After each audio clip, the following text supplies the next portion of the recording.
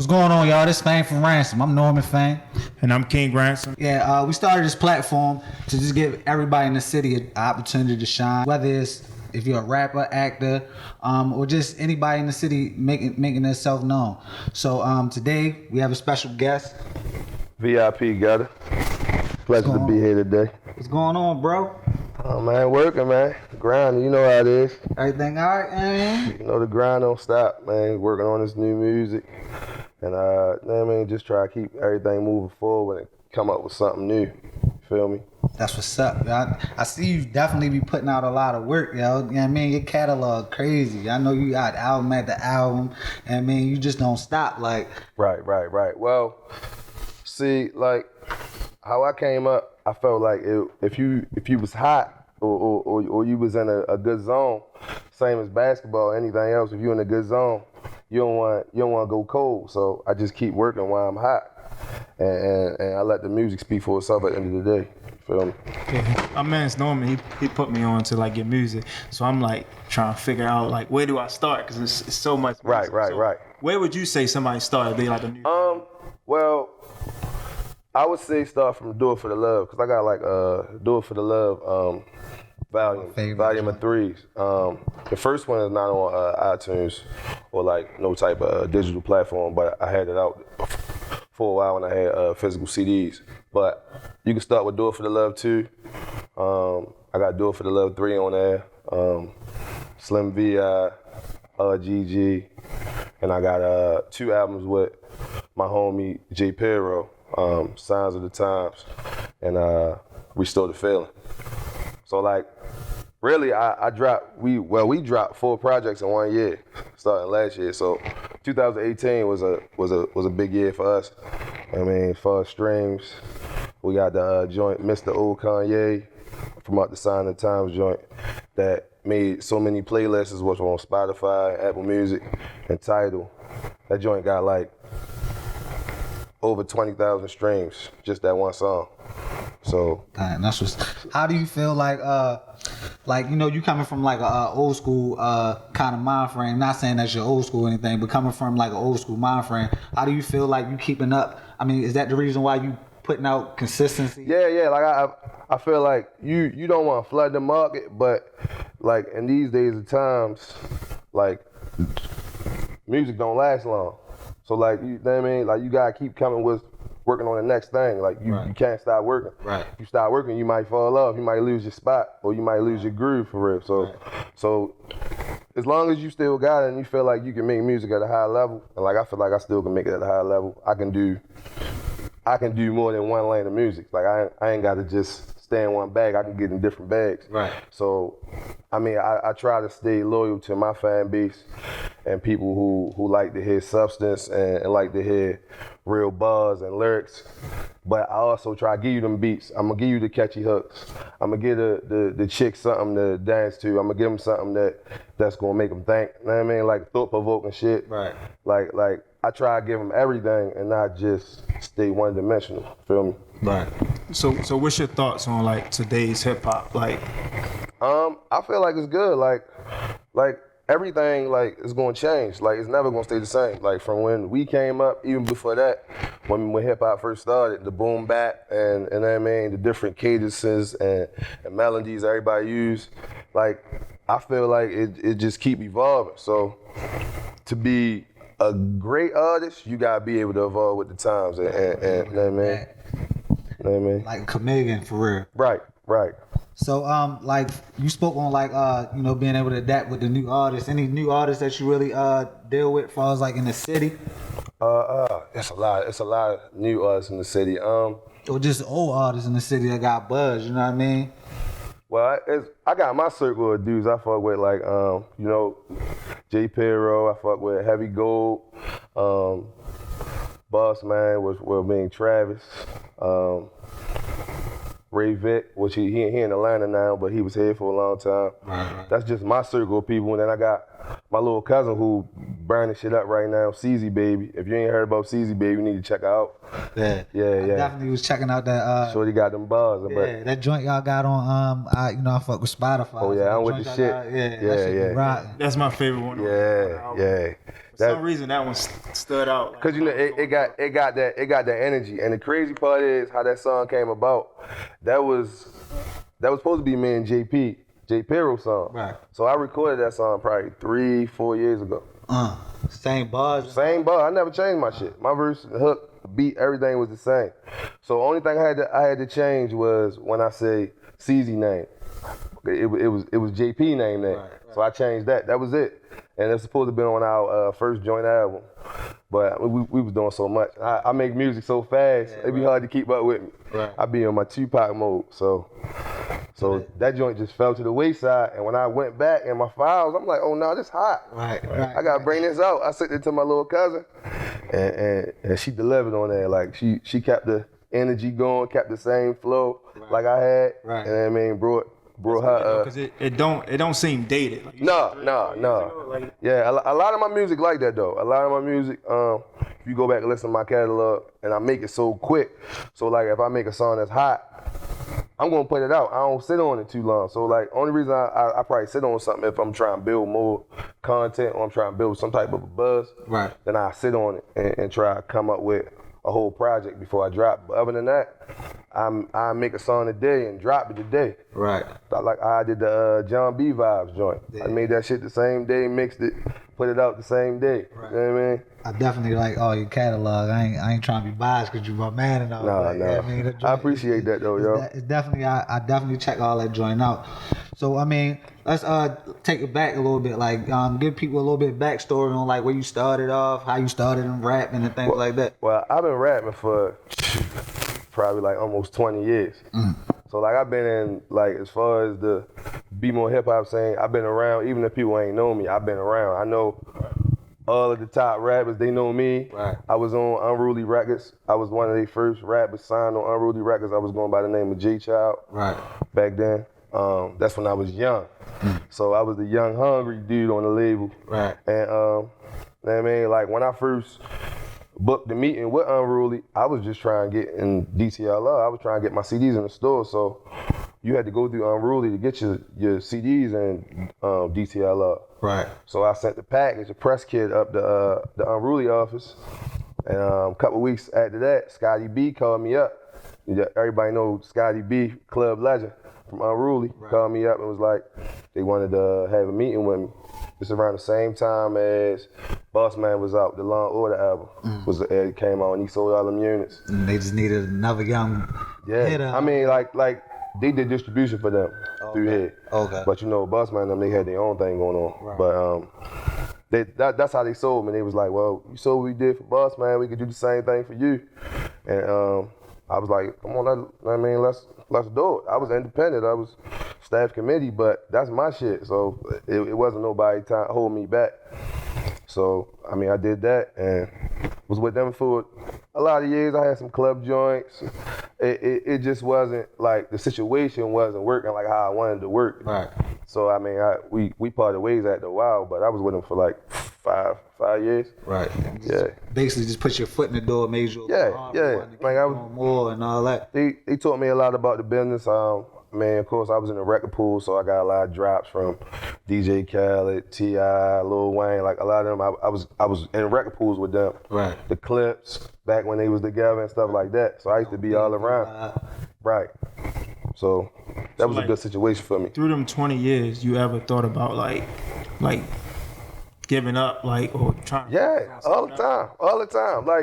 Like as an artist, like it's competitive. So if you feel like you one of the best, everybody think they the best or whatever they do. So if you feel like you one of the best and you're not getting that recognition, at the while you get frustrated and you like, man, fuck this shit, I'm gonna give up on it. Like I don't want to do it no more.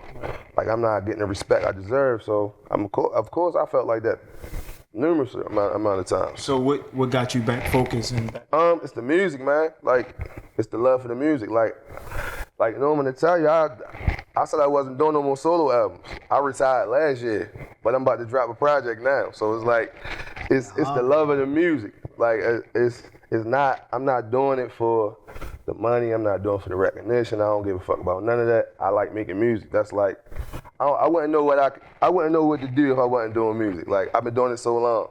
So it's like my oldest child I'm showing my age, 15 years old. I've been doing music before she was born. So it's like, that's a big chunk of my life. Right. So like, it's just like you playing basketball, how Michael Jordan ain't want to give up. He retired, came back, back. Right. Like, if you love something and you can still do it at a high level, I can still do it at a high level. I don't feel like can't nobody out-rap me. That's just how I feel. That's how you supposed to feel. Yeah, so until I'm done and feel like I'm content with everything, then I keep banging on music. And if I'm not recording myself, I know how to mix and master and record other people. Ask, like, what would you do if you feel like you want to stop rapping? I'm sure you'll still probably have your foot in something like. Right. Like I'm still gonna be, if I'm writing, songwriting. Right. I've been in that bag, writing like R&B songs. I've been ghost writing. I've been. It's a tough bag to be in, son. I mean, as far as like you can get the bread. Right. Like I'm working with a couple others right now. Fucked up part is my MacBook crashed on me. I had so much music in it that I lost.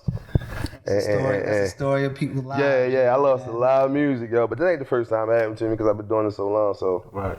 You just gotta pick yourself back up, start back over. Sometimes, I mean, everything happened for a reason. Maybe that shit wasn't what it was supposed to be. It wasn't that. Right. So I had to go back in again.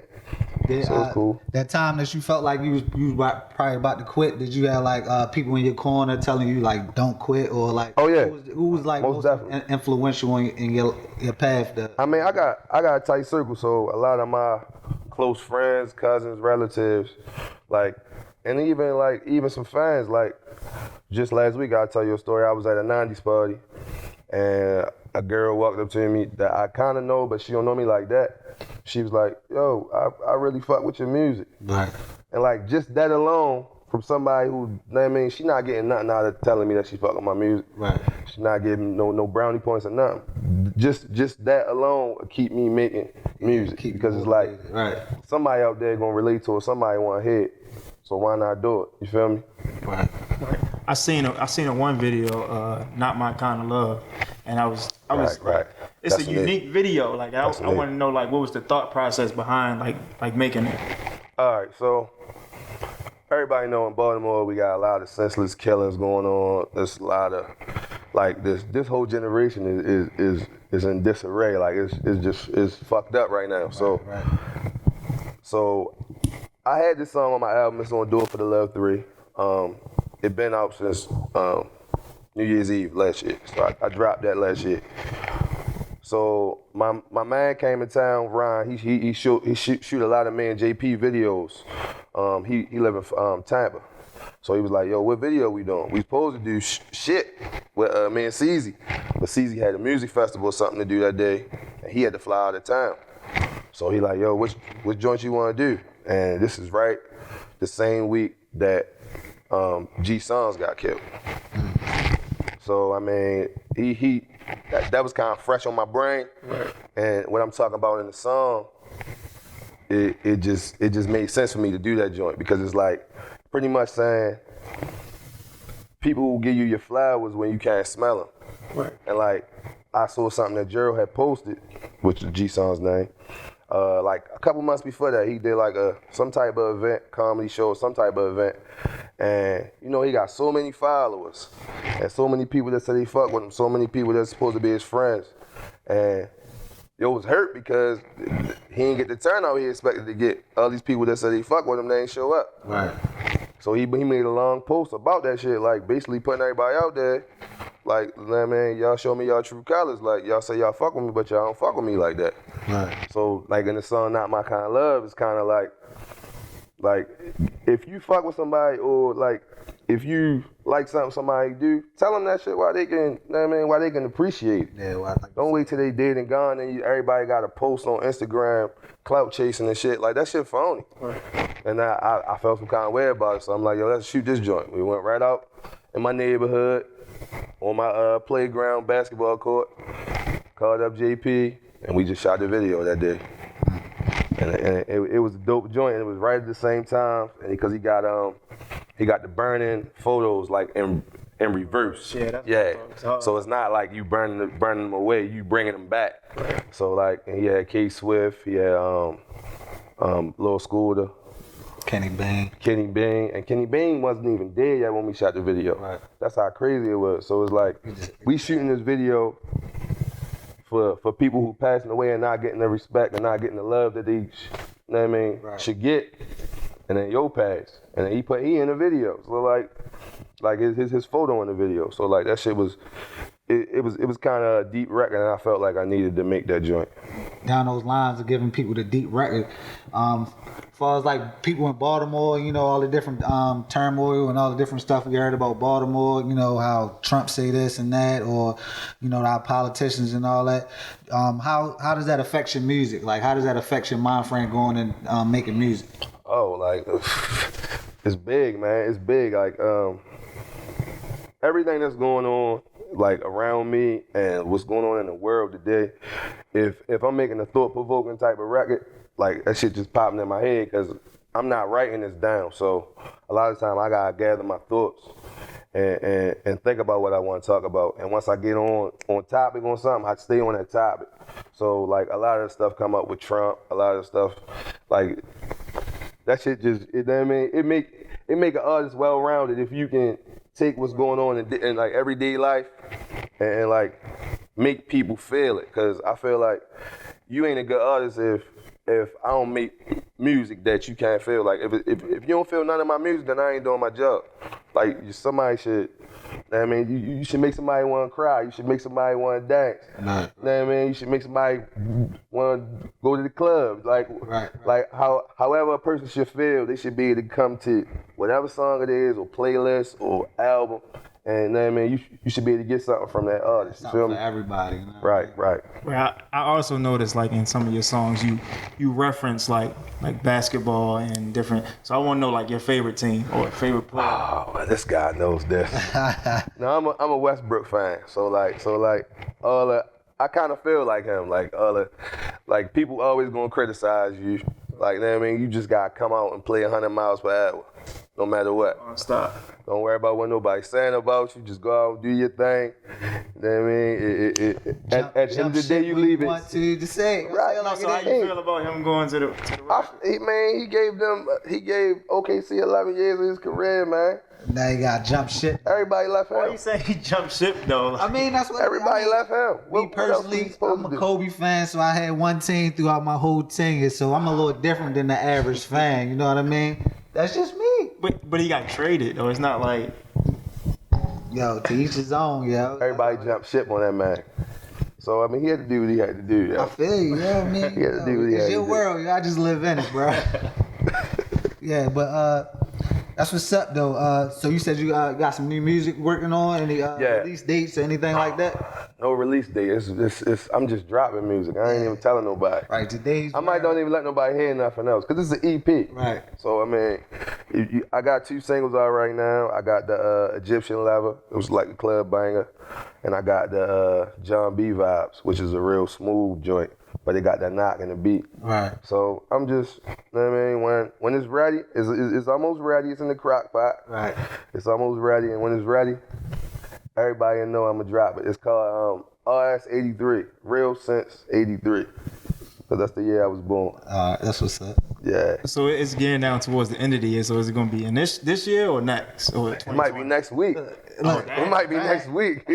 Dang, Like, no, like, Give us a date, honestly, I wanted to drop it by Labor Day. I still might. So Labor Day Monday, right? So I still might. I'm just putting the finishing touches on it. It's already wrapped up though. Right. But So I'm you just dropping it on the week before Labor Day, and nah. I'm not gonna rush it though. I feel like it's a couple more things a couple adjustments I gotta make. Oh, You gonna get it before the month out though. that's what's up. That's what's up. So yeah, yo, I appreciate you coming. You got any more questions, my man? I want to know like the meaning behind your name, like VIP-Gutter. All right, so Oh, we gotta start from the beginning and give people. You said you started at J Child. Give us the meaning behind that to the name switch to the. So when I first started rapping, I was in the group. It was called SOL. It was me, my cousin DB, which was Donnie Brasco, and my other homeboy D Styles.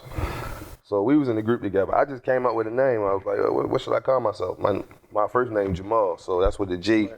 And I was like, oh, J Child. Well, back then I was a child. I was 15, 16 years old when I first started rapping. So that's when I came up with that name. That was just some stuff I just made up on the fly. The thing was, we did a couple mixtapes, and everybody in the hood fuck with the mixtapes.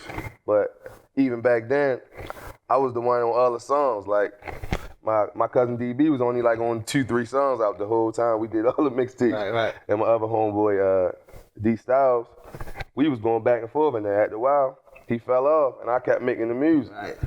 So when I got to deal with Unruly, after a couple years and us falling off and everything not working like how I wanted to work, I needed a new beginning. And my man Murph was like, yo, you should change your name. Right. Because, I mean, I wasn't a child no more. I was grown. Right. So, I mean, everybody always called me Gutter.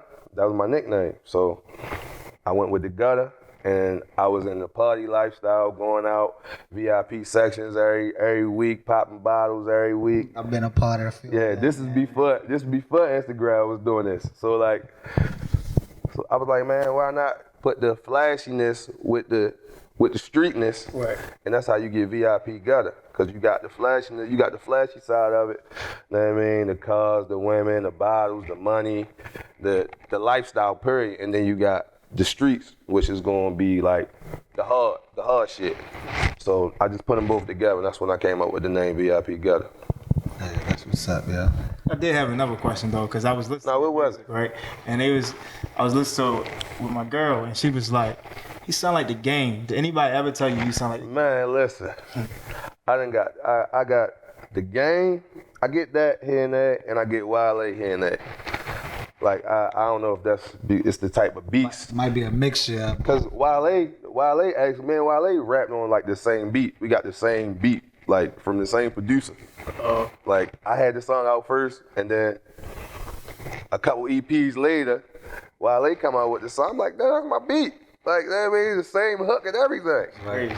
So I felt some kind of way about that. And like, it always had like a feud just from me being from Baltimore and him being from DC. Because my man he was in college with him, they was roommates. Right. So he always was telling me about him, this Nike boots way before that. So I always felt like I had some type of competition with him.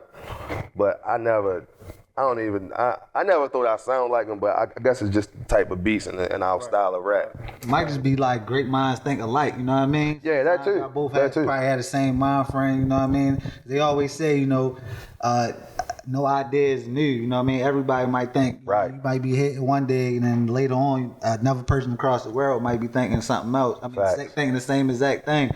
So it's just, great minds think alike. Facts. Yeah, though, but I appreciate you coming on, yo. Oh, already. Appreciate you coming down to RDE Complex, you know what I mean? Kicking it with us. Give people your social media and all. I'm on Instagram, VIP Gutter, all one word, VIPGUTTER. Same as on Twitter and Facebook. I go by VIP Gutter, but also my government name, Jamal Giles. But you find me on Instagram, Twitter. Hit me up, DM me any artists that want to work with me, or you try to find somewhere to record, or you need any type of information on how to get your music. Need some hooks, need some beats written for you, you know what I mean? Yeah, like how to get your music on. Like my man JP, he got the Pyro, he got the Penthouse Radio going on, and if you want to get your lyrics on like your story on IG, hit me up. I know how to do that.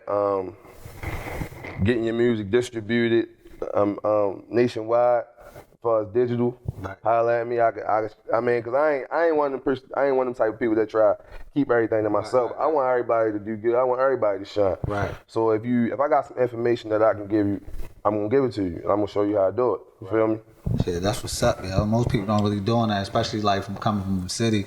Yeah, that's that crab. That's that crab in the barrel. The crab in the barrel mentality. We gotta get over that, man. Right, but that's like our main reason for doing this is basically like to give people their flowers like while they living. Right. Like wait until now they passed away. Now we want shout them out. Exactly. Say you doing this good. Still give it to them like while they can still smell. Yeah. You know what I mean? Give them the weed while they can inhale it. Right, exactly. And the drinks while niggas still can toast. You feel me? You already know. Yeah, yo, this I'm Norman Fame. And I'm King Ransom. And this Fame for Ransom. We out.